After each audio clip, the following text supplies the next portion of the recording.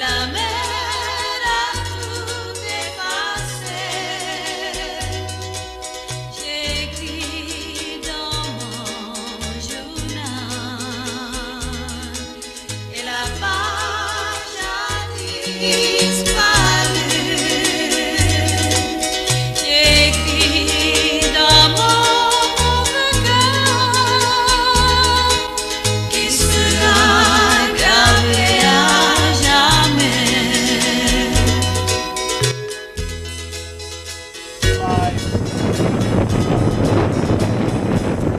I'd like to remind all of us that the bonds of holy matrimony are both ancient and solemn. It was first instituted by Almighty God and given to man while man was in a state of innocence and happiness. After he had made man in his nature fitted for social and domestic enjoyment, God said, "It is not good that the man should dwell alone." When God did all of his work of creation, having created Adam, placing him in the garden, he looked around. He had said everything was good except one thing, and that was man's aloneness. God remedied that by putting Adam to sleep and taking from Adam a rib, and from that rib God made a woman. And God brought that woman to the man. Christopher, I hope you feel that way about Janetta, that God brought her to you. And there in the Garden of Eden, God married the first members of the human race, which fact alone should do away with all frivolous views of marriage. And Adam on his part had this to say: "This is now bone of my bones and flesh of my flesh." And there they were joined as one. Christopher, Janita,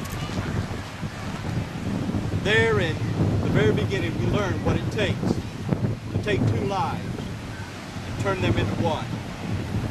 It begins first of all with a leaving. You will leave the people that you have depended upon all your life. And leaving, you will then learn how to cleave. No one should be more important than you two. You, him, to you. And as you leave and cleave, then you will begin to weave one life out of two. And so as we come to participate in this ancient rite, we want to enter it into a state of obligation, of solemn, sacred, deep feeling. It is the making of a vow before Almighty God, which neither man nor angel should render void. Nothing but the hand of death should dissolve the ties of legal marriage. Therefore, it ought to be the result of deliberation, prayer, and should always be entered upon with a solemn and godly fear.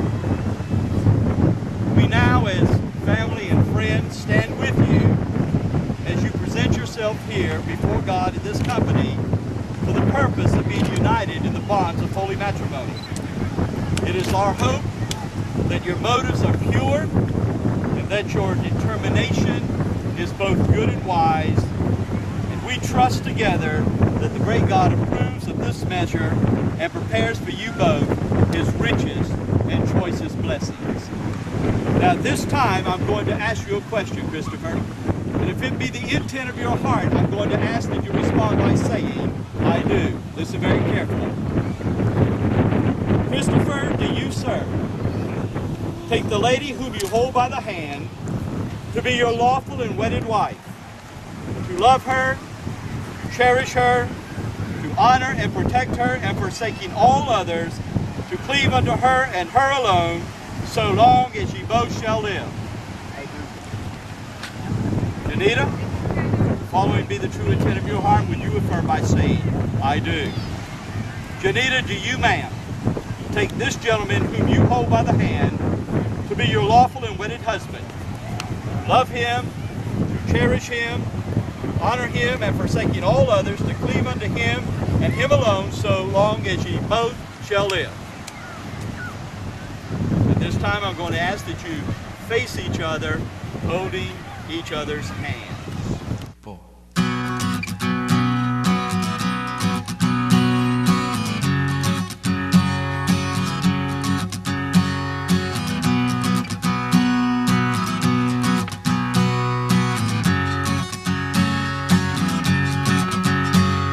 It's not part of my blind creations. I've been there. Feels like heaven.